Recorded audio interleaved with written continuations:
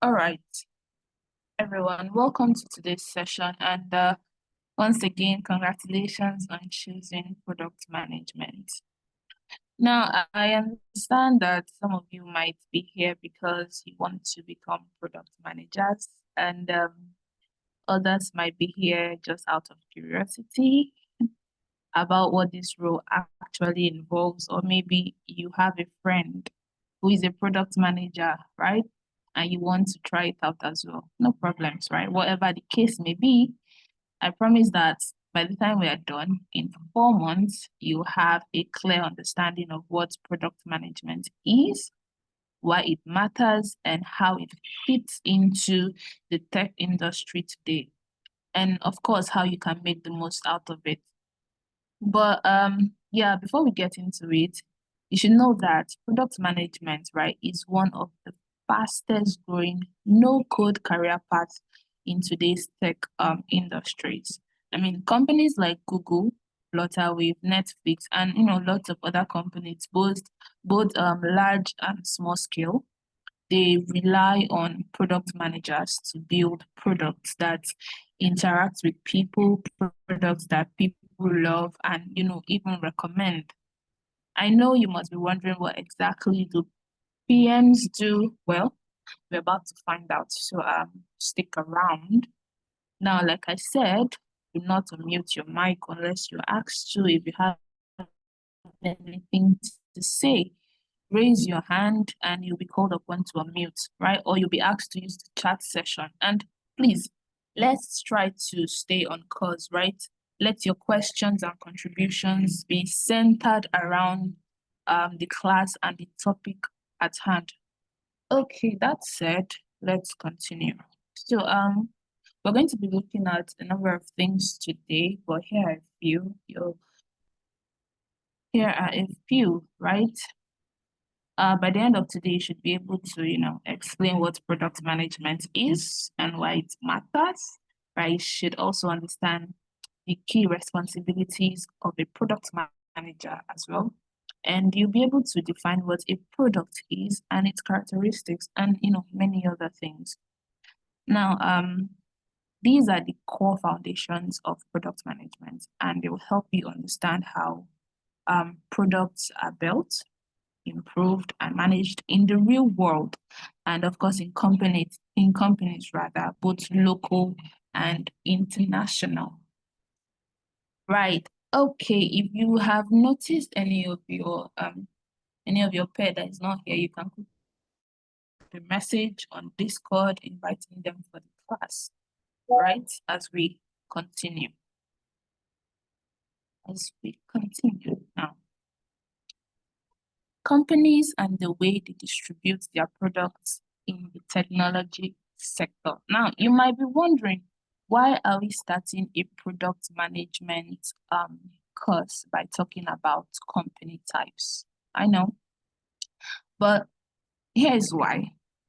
When you speak to different product managers, right, which I encourage you to, actually start doing, to grow your connection and your network, right? So that you can stay relevant and current. When you actually start talking to them, you're going to hear very different stories about what their day-to-day job looks like. And many of those things might sound different from what you originally know or what you have been told. Sometimes you'll be like, wait, are we even doing the same kind of job? Like, did we start the same thing? And the answer is not a yes or a no. It's kind of, but not really. Now, I need you to understand that that's not because some of what they are saying are wrong, and neither are they making things up, right? That's because product management doesn't look the same in every company. In fact, the kind of company you work for dramatically changes what product management means for you, right? So before you start learning and when you actually get to a point of applying for roles or maybe even creating your own products, it's important to understand the landscape. And that's why I am going to help you understand those today, right? And just to be clear, everyone can hear me, right? Just give me a thumbs up.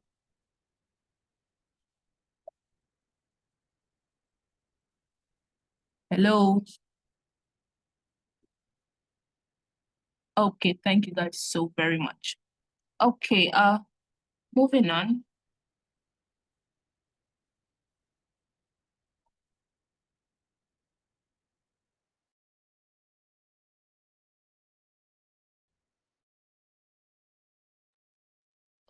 Okay. Yeah, we're going to continue. We're going to be looking at some common types of companies in tech and how they distribute their products, like I mentioned earlier, how they distribute their products, and most importantly, where you fit in as a product manager, right? Now, the goal here isn't to get too technical or textbooky, right? I just want you to be aware of the differences so you know what you're walking into. Right,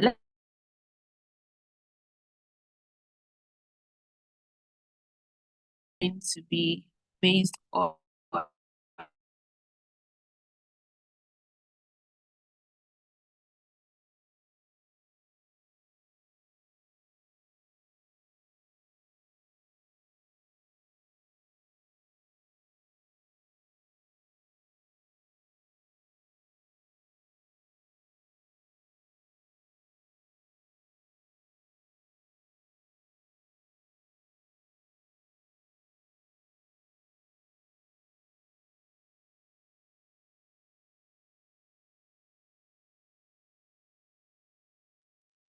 okay guys, let me reshare. Sorry about that.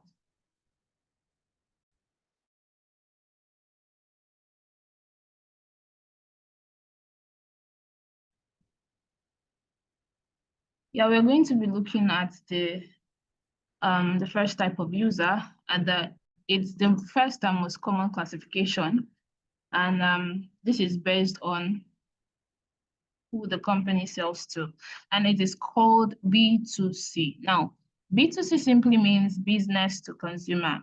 This is where a company sells directly to individual users or consumers. Now, think about, let's say, Kilimanjaro or any of your walk-in eateries, right?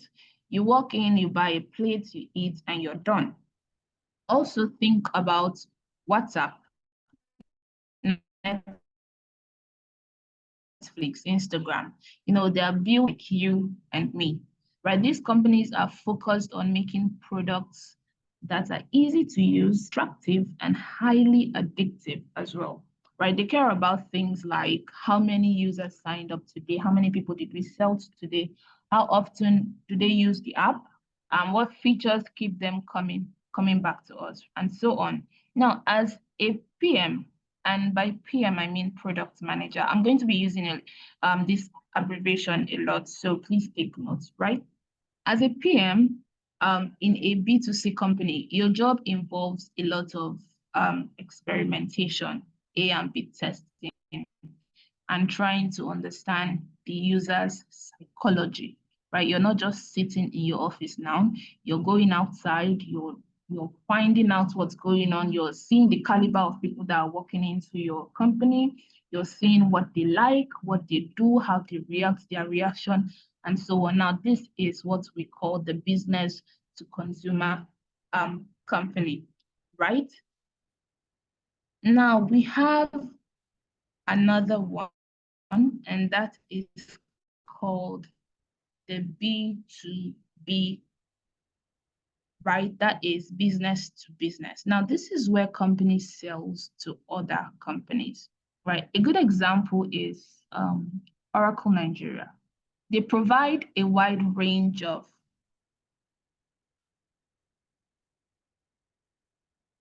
please confirm you can still see my screen.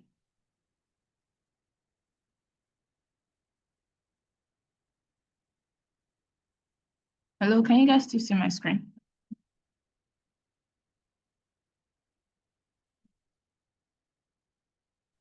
Yes, I can see your screen.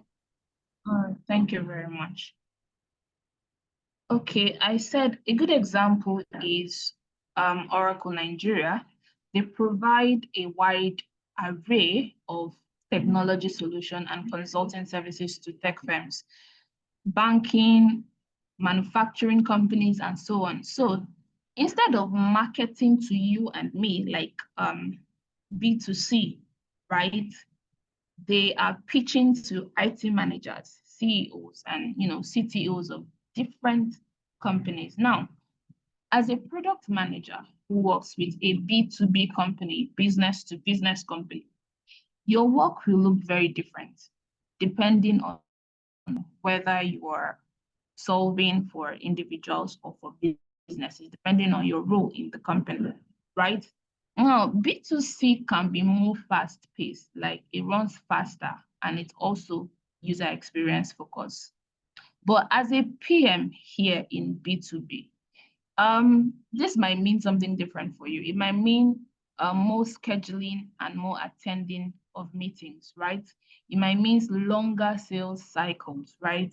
It might mean meeting deadlines for sales, right? And it might also mean building deep solutions focused on only companies, right? Not just users, right? Just companies. Now, I hope we are getting the difference here. We have B2C and we have B2B, right?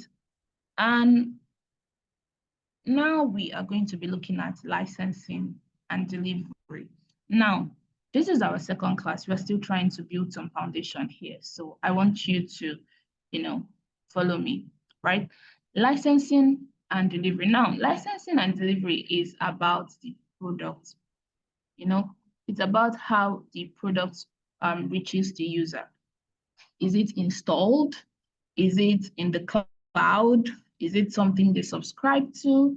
All those questions, needs to be answered in licensing and delivery. We have different licensing modes, right, that we are going to be looking at. The first one, right, is the on-price software, like you can see on the screen, on the left-hand side. We have on-premise software. This is old school. The software gets installed, directly to your computer or a company server. Now, this is still used today, especially in industries where security, is a big concern, or where switching to cloud is a little too expensive for them. Now, typical example in this side of the world can be the government systems or old school banking infrastructures. Now, some education facilities as well, maybe. The second one we have is cloud-based SaaS, right? As you can see on the right side of the screen now, this is the now we are living in, and it's also the future that we're heading to. Now, how this works is you just pay a monthly subscription fee, and the company takes care of everything, the updates, the maintenance, scaling, and so on. An example of these are, think about Google Workspace, right? Your Zoom application, maybe Notion or Linear, right? They are easy, they are fast, they are scalable, right? Most product teams these days are working in or, moving towards SaaS. Nobody really talks about on-premise anymore, right? Except the old schools, like I mentioned. Now, as a PM, if you're working on a cloud-based product, you likely focus more on usage metrics, right? Customer success, and also some rapid iterations. You might be hearing SaaS. I know I'm saying that a lot in product roles. It's short for software as a service. So don't panic, right? While on-premise might be slower and even heavier in its own way, it's also, critical, just to put that out there, right? Let's please pay attention, a keen attention, and also take note of all these things I am saying. Don't get bored, right? Because while it's easy to just define product management to you and move on, I won't be doing a good job if I don't tell you these things, right? That have the tendencies of coming back to bite you by tomorrow. All right? Now, let's move on.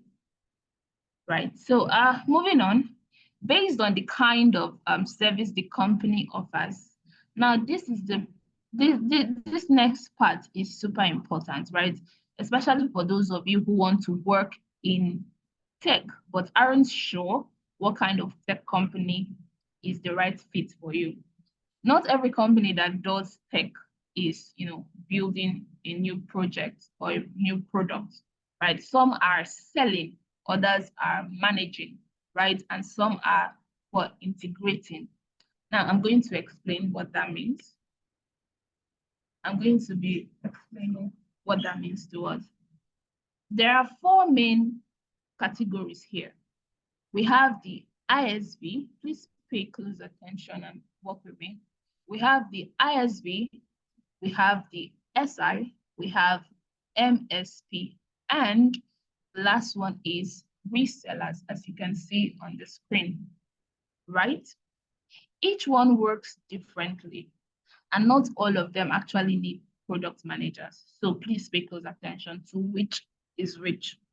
Now, for the ISV, which means independent software vendor, by the way, as you can see on your screen right now. Let's start with that. This is where most product manager actually work, especially in companies that build products, they build platforms or software tools, right? An independent software vendor, ISV, is a company that builds its own software product from scratch. They own it, they can sell it, and when they do, they maintain it for the people they are selling it to, and then they provide support, right? Now think of it too like, let's say Slack, Figma, or even Linear, right? You'll know more about these tools as we progress.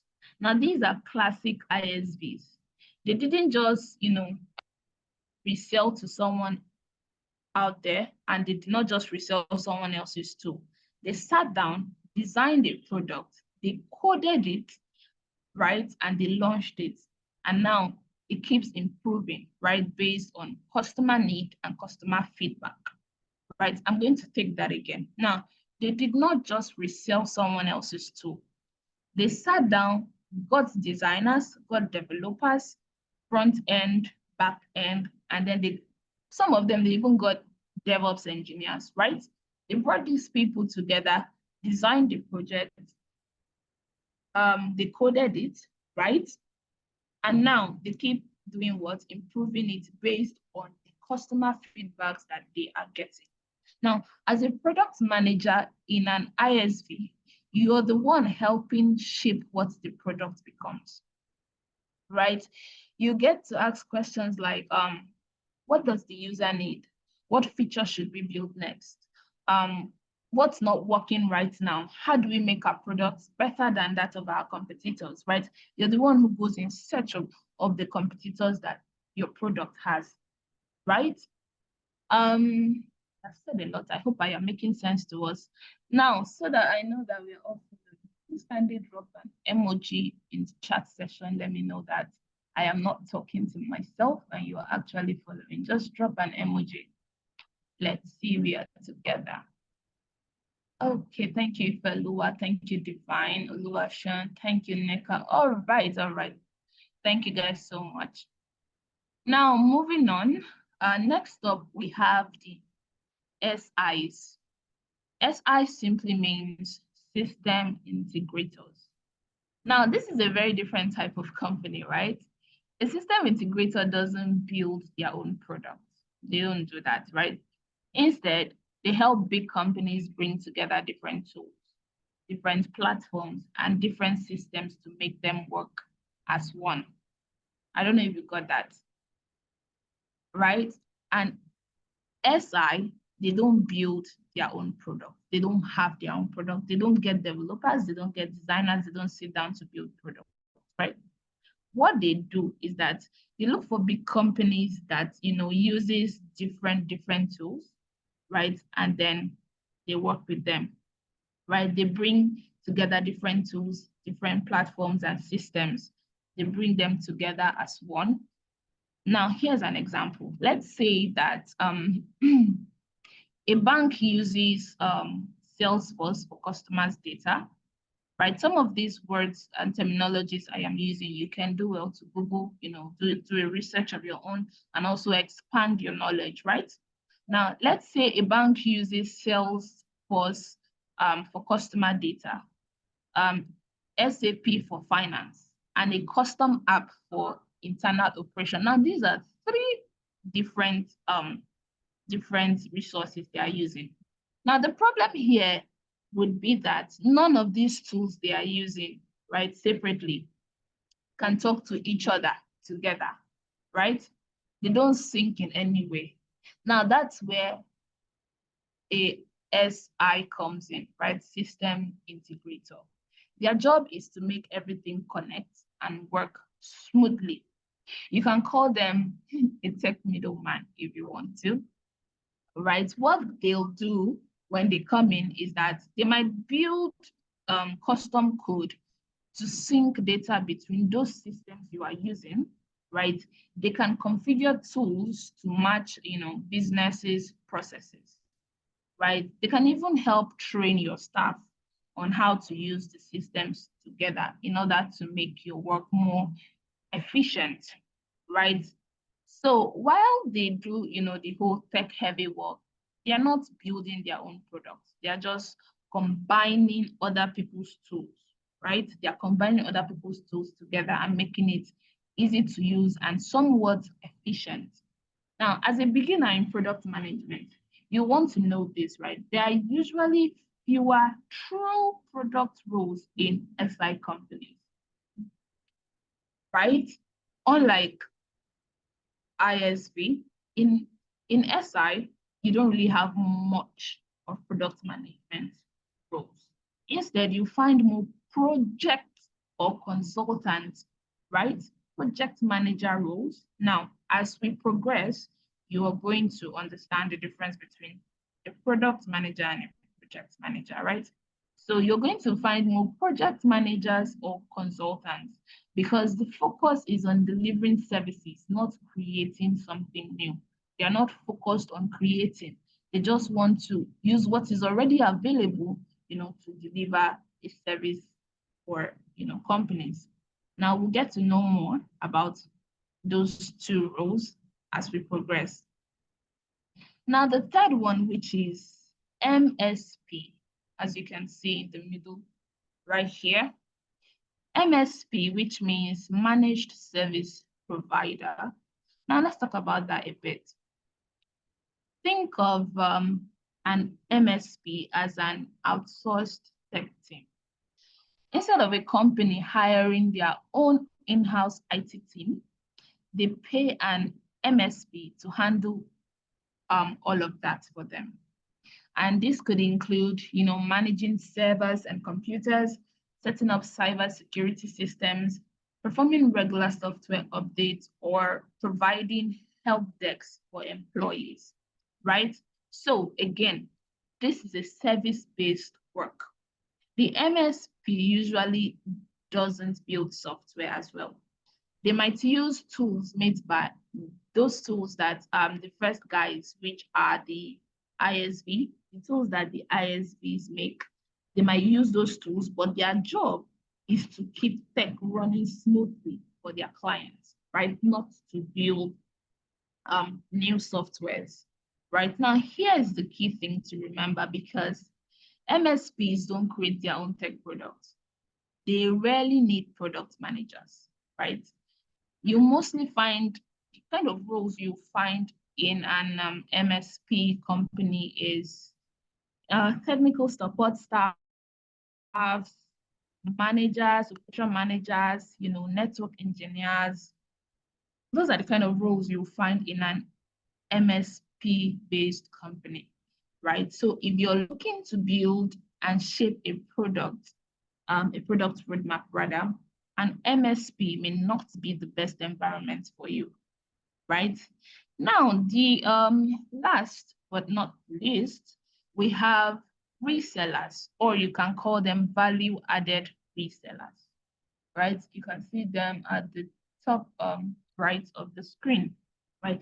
Companies like this, they buy software or hardware from other vendors. then resell it to customers, often with extra services attached, right? Now, here's an example.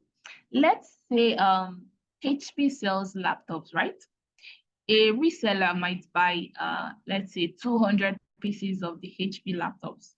And then when he or she buys it, they'll install the custom software for a client, add warranty and support services.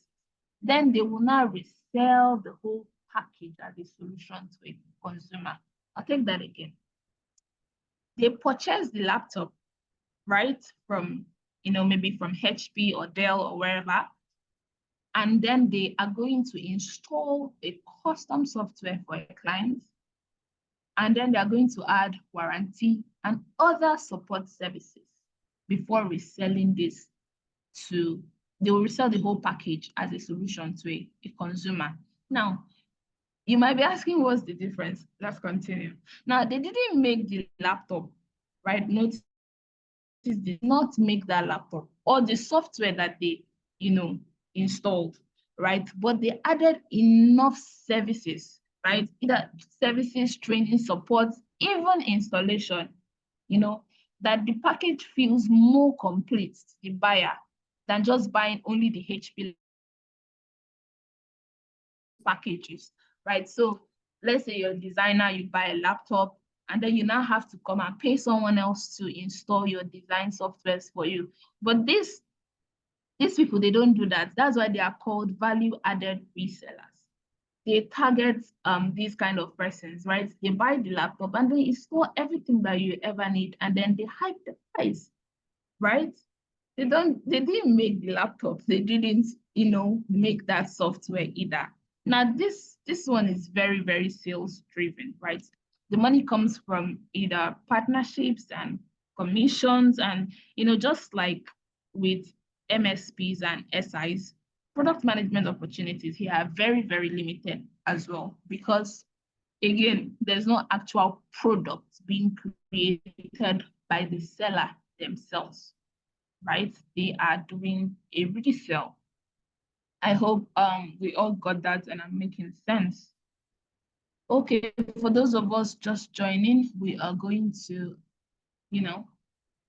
go over the class later on YouTube. Apologies, we cannot go back. So now that we know all these things, in summary, let me just recap, right? ISVs build their own stuff.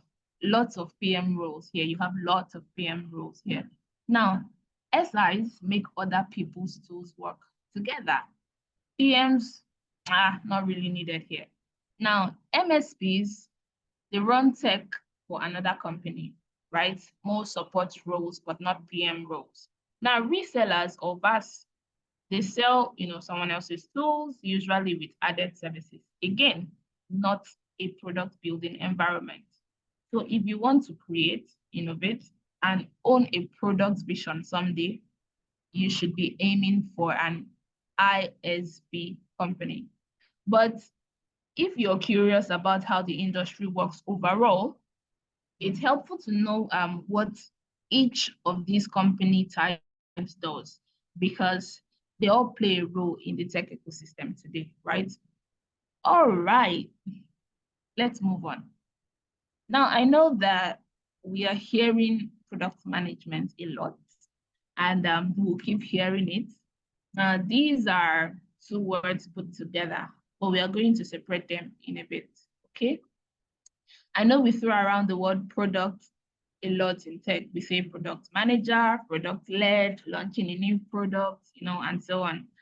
But what do we actually mean when we say the word product in the tech space? Now, if this was a century ago, this would have been a pretty straightforward answer. A product back then was just something you could touch, a physical item, something tangible like a car, a bar soap, you make it, you sell it, and that's that.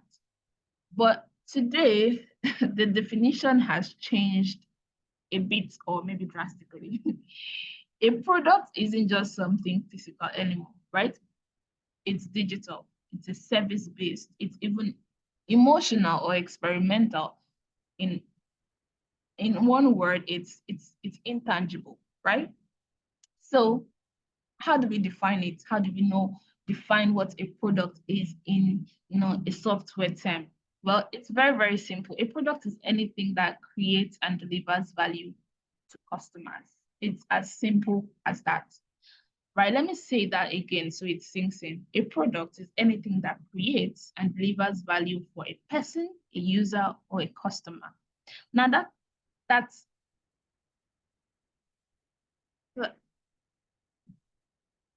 now that something could be something tangible, in other words, physical, like a phone, a car, a blender, or intangible, which means digital, like an app, a website, or a SaaS tool, right?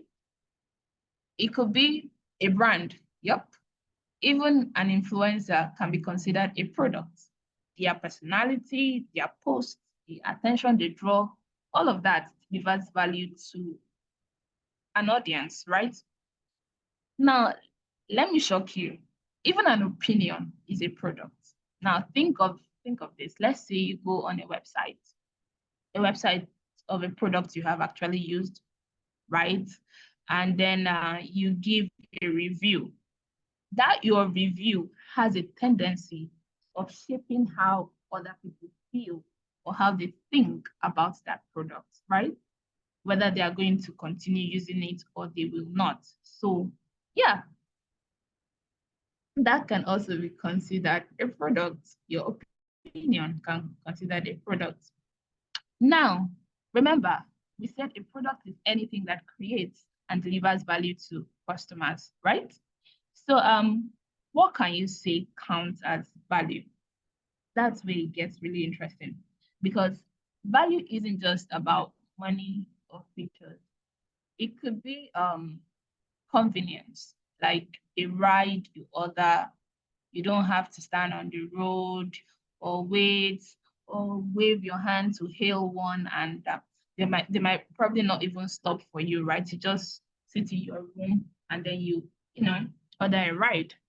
It can be time saving, like a note-taking app that syncs everything for you.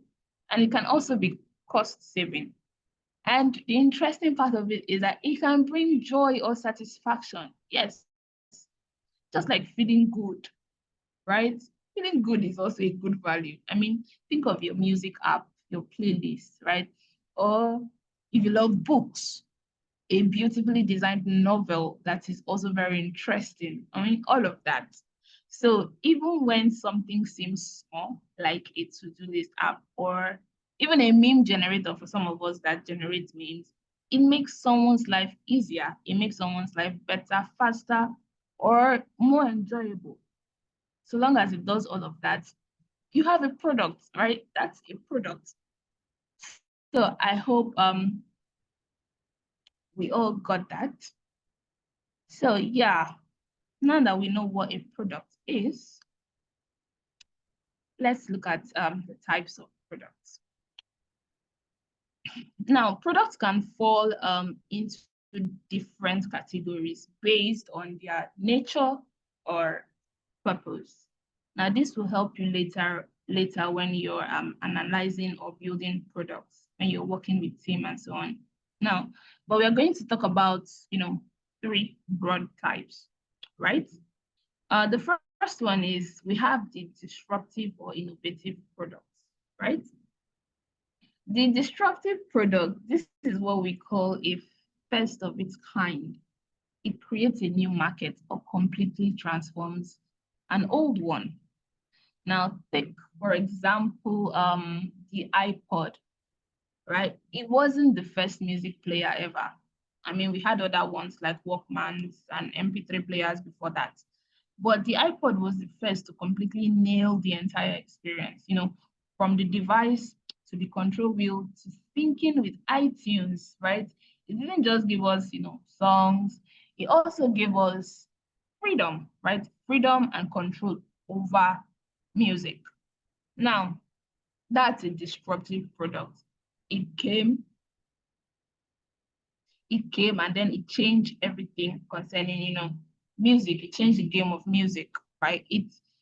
It wasn't just some new product, it just changed everything. Now, number two, we had complementary products. Now, these are products built to support or enhance another product. Now, they are not a standalone, right? They are products built to support or enhance another product. Now, think of AirPods to the iPhone, right? Or how people use Notion templates, right? Or Mirror templates, right? Or even for content creators, even a tripod. You buy a tripod, but you have to use it with your phone camera or any other camera, right? So it's not a standalone. Alone, a tripod is useless. You don't really get to use it to do anything, right?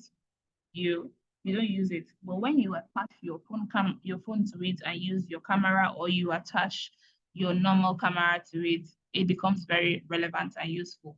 Now, the main product exists, and this new one makes it even better. Your phone exists, but the initiation of a tripod makes it better, right? I hope we are getting that. Now, we also have the substitute products, right?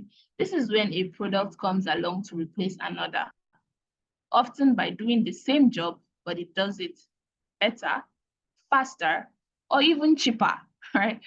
For example, Zoom replaced in-person meetings and some old school, video call tools. Now, using Google Docs, it also replaced Microsoft Word for most users. So there are some very old school that still prefer Microsoft, right? Now, Canva, for those of us who design, Canva has replaced Photoshop. We have casual designers who just want to quickly put together a flyer, put together a quote, put together, something. They don't really need to go to Photoshop and to do all of that. Canva has replaced all of those stress.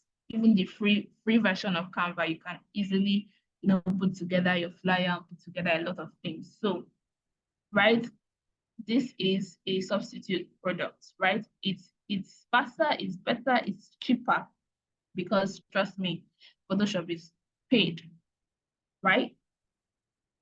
Excuse me. Now, to wrap this up, just like human, products also evolve, right? They start off as an idea, they grow, they change. Sometimes they thrive, while some disappears, right? There are some products that you'll never hear of again. They came, they did their time, and then they left. They did not survive, right? And as a product manager, or even someone in a tech ecosystem, your job is to understand what value your product is creating, who this your product belongs to, who are going to be using your product stronger over time, while also providing value, right? You should understand that this is the core of everything we are learning, how to make our products evolve over time, okay? All right. Okay, I'm seeing a comment, set to go. Okay. Remember to go. Oh boy, good old days. Okay, moving on. Now, we have talked a lot about product management, product management, product management, product management. Now, those are two words, right? Those are two words put together. We've understood what a product is. Okay, let's take a step back and ask what exactly is management. Because sometimes we throw the word around so much that we forget to break it down to, something we can understand and smoothly relate with. Management is basically, okay, let me just define it. Management basically means, or it involves decision making, problem solving, and, coordinating efforts to maximize productivity and success in an organization or project, right? And management, as we might already be familiar with, is the process of planning, organizing, leading, such as people, finances, tools, and technology to achieve specific goals efficiently and effectively, right? Now, let me break that down with a simple example. Now, here's an example. Let's say you're planning an event, right? You have a date in mind. You know how many people you would want to attend your event. You have a budget. You need a venue, food, speakers, and sound, all of those things. Now, what do? You just start, right? You start planning. You ask questions, questions like, what's the agenda? What's the goal? And then when you get those answers, you start organizing. Now, you begin moving your questions up to asking who is doing what, who is handling the vendors, and who is, and so on. You assign a director to start directing, making sure everyone is doing their part, and you initiate controlling. And by that, I mean initiating healthy arguments like, are we staying within budget? Do we need to adjust something? And many other ones.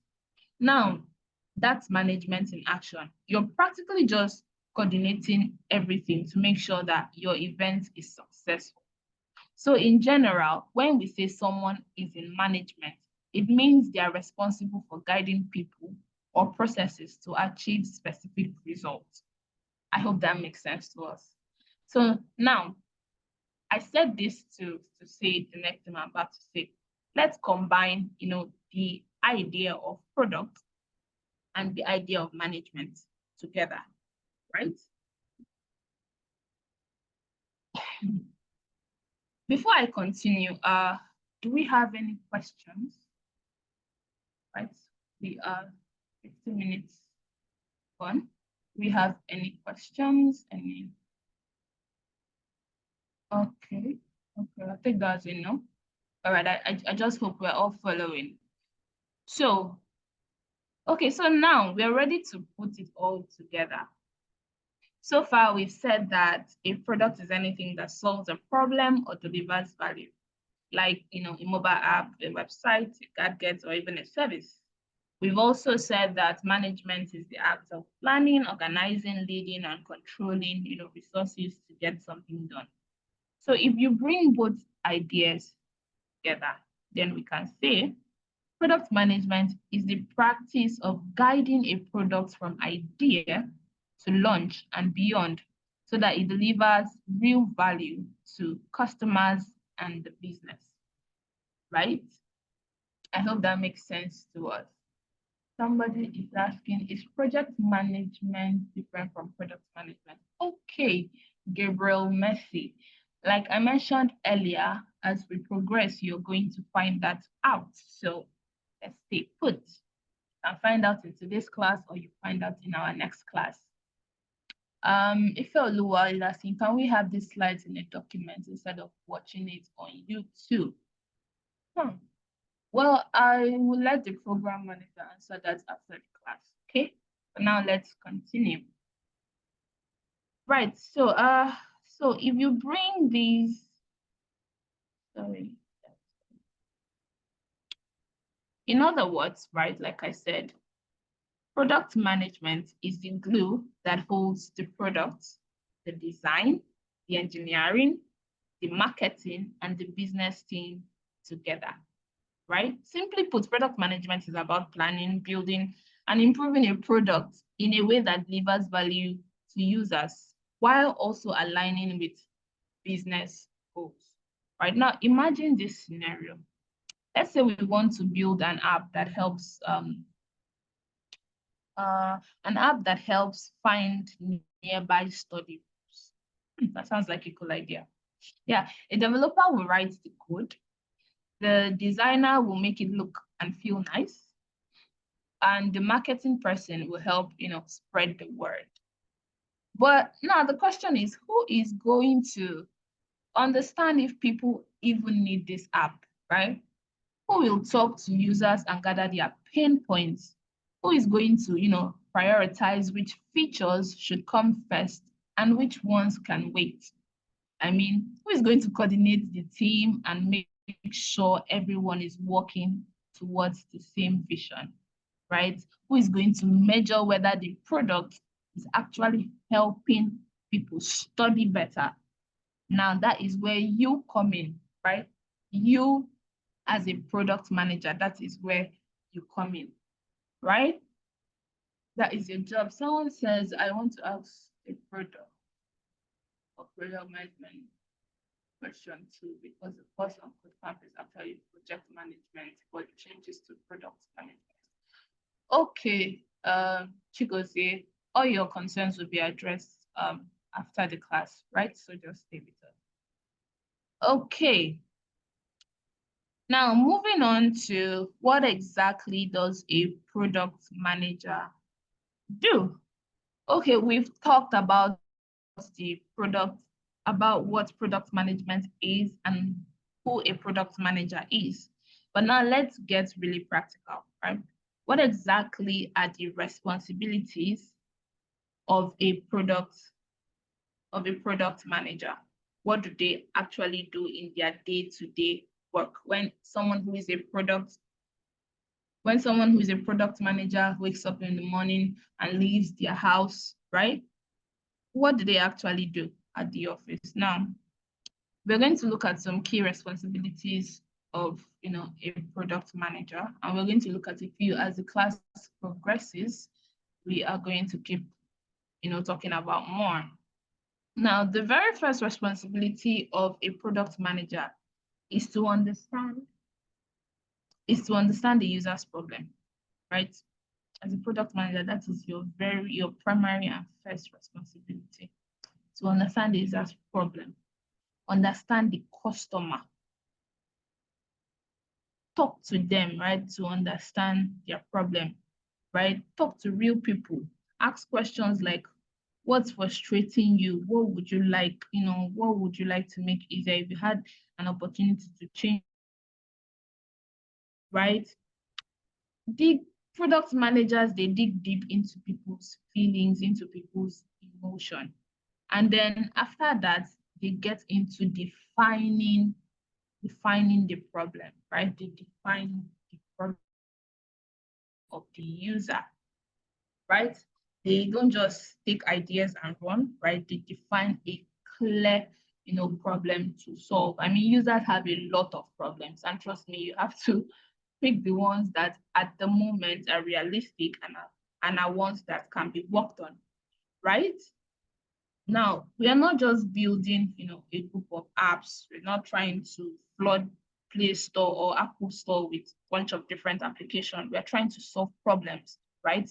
We're trying to solve problems. And also, another responsibility of a product manager is to align with the team, right? For instance, a client visits a company, right, and say, okay, this is what I want, this is how I want it, this is what I want to do. He just dumps everything he has, at the top of his head to the, let's say, to the stakeholders, and the stakeholders come, dump everything they have on the product manager. Now, it's the job of the product manager to align with the team and break these explanations down to terms that the team can understand, right?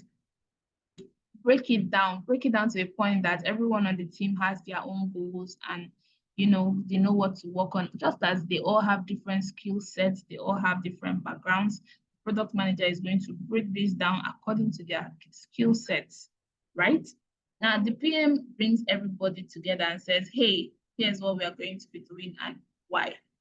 And also, product managers, right, they prioritize what to build, right? Not all features are urgent or necessary in a product. Not every feature is necessary, right? A PM helps choose what to build now, what to build later, and what to skip entirely, right?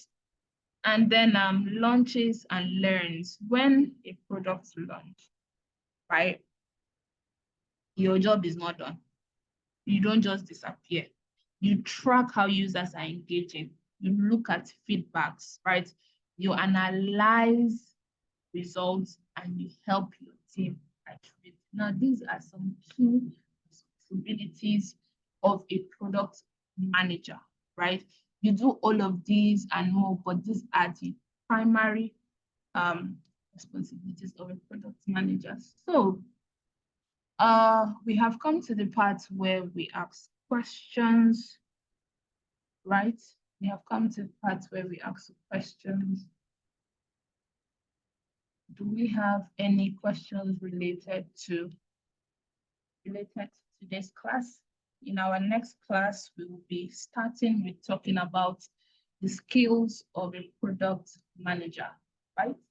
The skills of a product manager. That is what we'll be starting with. Okay, somebody's hand is raised. Gabriel.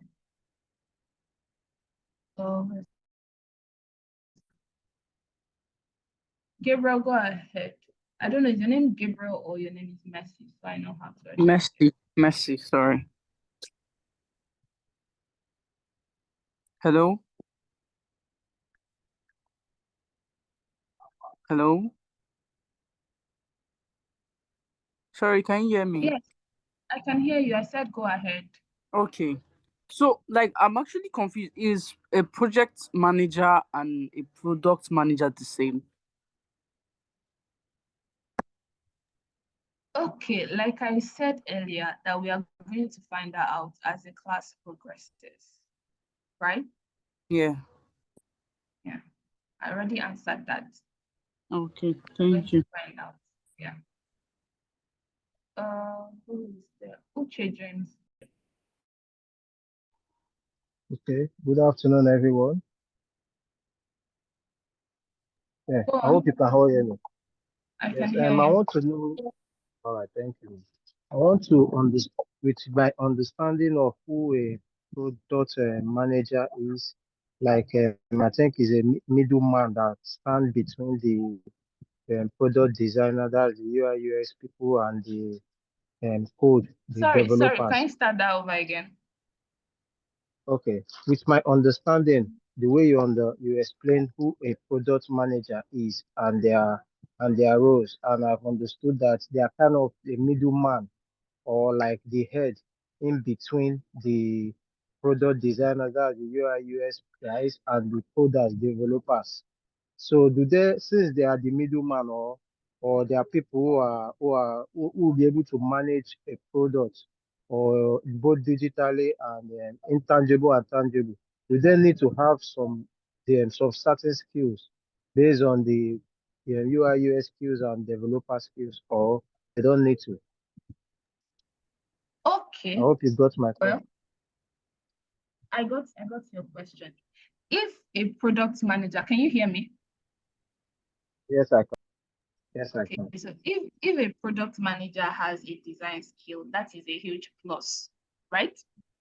If a product manager also knows how to code or has some knowledge about coding, that is also a huge plus. But it is not like a main criteria, right? A product manager does not necessarily have to be a designer or a coder, right? It's not a main criteria. But one thing that will help you as a product manager is when you start your product management journey, as you are joining design meetings, you're joining general meetings, you're hearing designers talk about Figma, you're hearing developers talk about their PRs and so on. It would be nice if you go back and look at these things and what they mean so that when you're communicating with them, right, you're not lost. Do you get? And also so that when it is time for design review, designers will not use your head, all right? Because when you get right into the job, you know what I mean. Designers will not, take one task that is supposed to last for just 15 minutes to 1 hour and tell you it's lasting an entire day. So you can pick up these skills as you progress, but you do not need it to start. I don't know if that answers your question. Yes, ma'am. Thank you. All right. All right. Okay, Messi, your hand is still raised. Was that the old one? You still have something to say. Sorry, you already answered the question. I wanted to ask if like it's important for one to like have a skill in UX design before like moving along with product management. Oh, okay. All right. But anyways, during our next class, we are also going to look into, like I said, in our next class, we'll be talking about skills of a product manager, at least the basic skills you need to have before you get into your product management journey. Okay. All right. Do we have any other question? Okay, no hands is raised. Okay, guys, thank you so much. With that being said, I think we have come to the close of today's class. Thank you all so much for joining. And the video is going to be dropped on YouTube. Do well to go back